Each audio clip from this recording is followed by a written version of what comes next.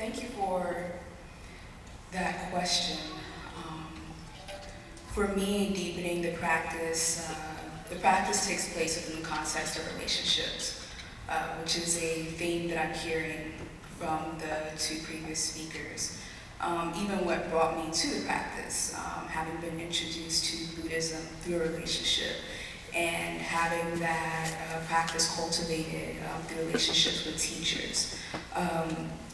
And when I reflect on the precepts or the Eightfold Path, the things that we as Buddhists aspire to practice, they're about relationships with ourselves and relationships with others. And that is primarily what I try to teach to millennials and just through my being.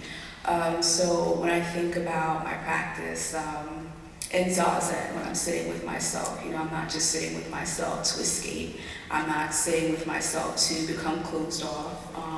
I'm sitting with myself to look at and to attend to my relationship with myself so that I can responsibly attend to my relationship with others. And I bring that practice to my relationship with others, whether it's practicing right speech, looking at my anger, practicing no harm, beneficial action, looking at what that means when I do feel wronged or when I am upset.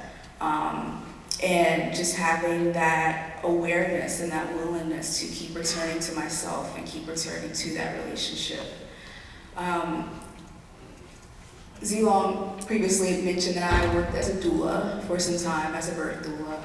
And currently, during the day, I work as a hospice and palliative care chaplain as well as a bereavement coordinator. And at night, I do teach workshops and I write. And when I tell people all the things that I quote unquote do, right, they look at these things and they say they seem so different or separate. But what I see is a connection and a desire to have relationships and to practice healing and being within relationships with other people, cultivating healthiness and healing through my own being. And creating space for others, like whether I'm a chaplain by name because I'm wearing a badge that says chaplain, or whether no one recognizes me as a chaplain, I'm just moving through the world and they're interacting with me on a one-on-one basis, or in a small group, creating space such that people can see themselves and recognize their own agency and feel respected, and building those relationships so that healing can move forward. I grew up Southern Baptist, and Buddhism is about the farthest thing you can get from being Southern Baptist.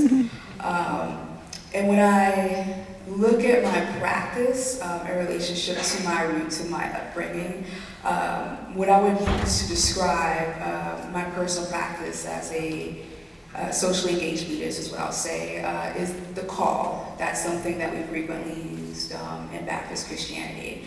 And the call is, it's like a whisper or a nudging, something pointing you in the direction to do something with your life. Usually it's a call to ministry. Usually it's a call to a certain type of ministry, to be a reverend most frequently, or maybe a chaplain. And if I think of an example in the Judeo-Christian context, I think it was, I forget who it was, someone had a fever and he heard the voice of God, or what have you, calling him to action for 3 days before he decided to get up and move. And as a Buddhist, I also heard that call. Like, what did I feel the people around me needed? What did the communities I was serving needed? What did they need from me? Who did I need to become? And who do I need to be on my day-to-day in order to serve those needs? And that's how I found the practice of Zazen. And that is how I decided to, answer the call and take on the lay ordination robes and become a Buddhist chaplain. Because I saw a need and I had a desire in myself to serve that need. But I understood that I first and foremost needed to be responsible to myself, and I needed a practice that supported that. And so I looked to the precepts, and so I looked to the path, the Eightfold Path, And so I look to teachers who have come before me and who still walk the earth now, who can show me through their being and their practice ways I can be in relationship with others and in relationship to myself to embody a being that facilitates healing in the Bodhisattva way. So, yeah. Thank you. For this week.